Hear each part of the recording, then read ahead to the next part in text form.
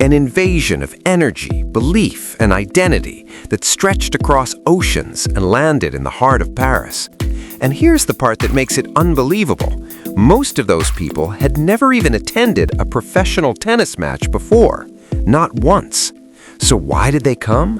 Why did thousands empty savings accounts, cancel plans, rebook flights, and travel halfway across the world to one of the most expensive cities on Earth? The answer isn't just about tennis.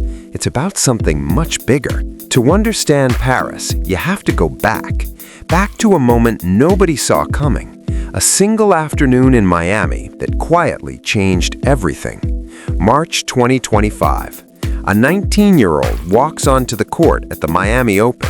No hype, no expectations, just a wild card entry. A polite way of saying, you're here to lose.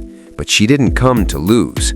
Her name was Alex. What followed wasn't just a series of wins, it was a disruption. She dismantled her first opponent.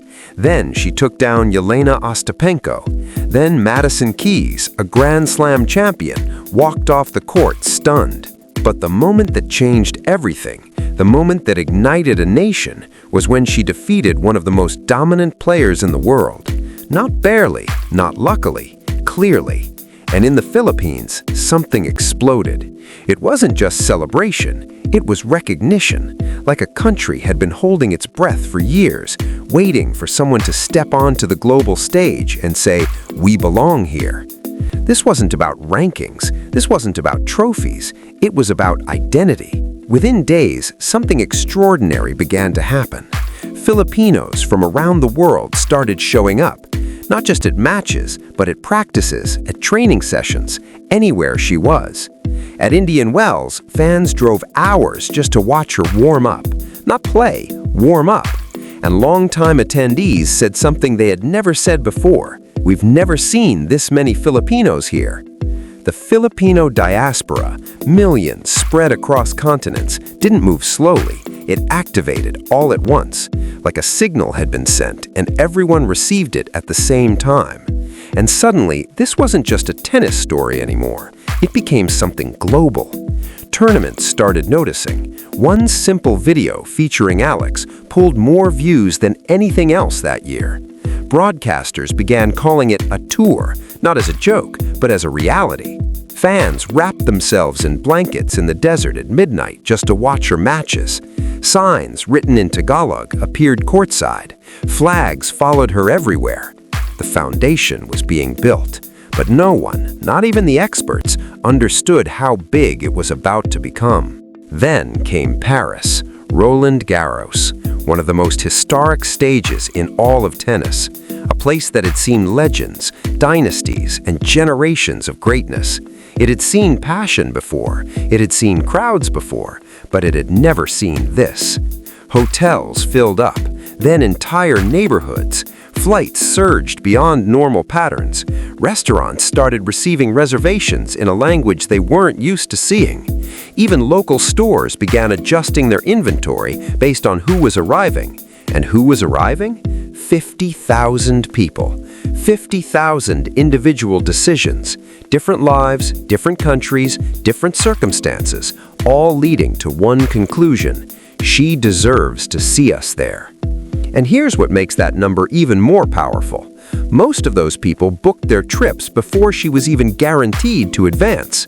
They didn't come to watch her win, they came to watch her play. That's not fandom, that's devotion, the kind that doesn't ask for guarantees. Inside the tournament, chaos turned into strategy. Organizers had a problem they had never faced before. Traditional logic didn't apply anymore. Rankings didn't matter. Because demand wasn't coming from performance, it was coming from connection. A player still rising was drawing more attention than established champions, and suddenly the sport itself had to confront something uncomfortable. Where does real power come from? Because this didn't come from traditional tennis markets. It didn't come from Europe or the United States. It came from the Philippines, a country long overlooked in professional tennis. And now it had shown up, loud, unified, and impossible to ignore. Every match she played generated more revenue, more attention, more engagement. The numbers were undeniable. And yet, there was silence. No big announcements, no major celebration from the system itself. But quietly, something changed. A new tournament was added. A new country entered the calendar.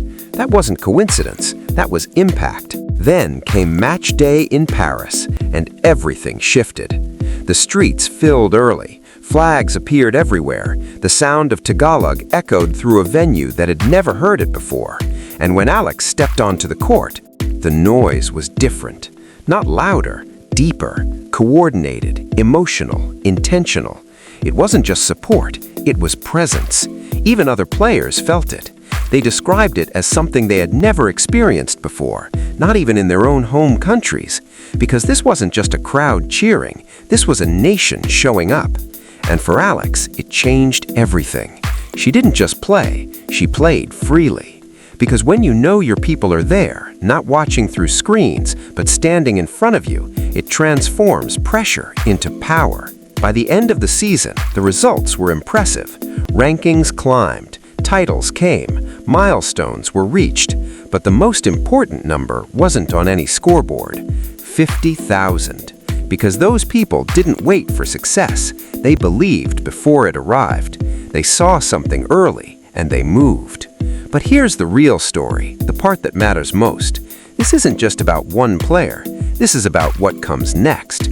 Because Alex isn't just competing, she's opening a door for future players, for future dreams, for a country that now knows it belongs.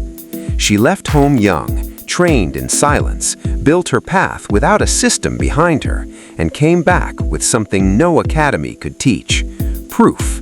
Proof that the biggest stages in the world are reachable. Proof that representation matters. Proof that belief, when shared by millions, becomes something unstoppable. So now the question isn't what she's doing. The question is what happens next. When one player can move tens of thousands of people across the world, when fandom becomes force, when identity becomes energy, who is really leading the game?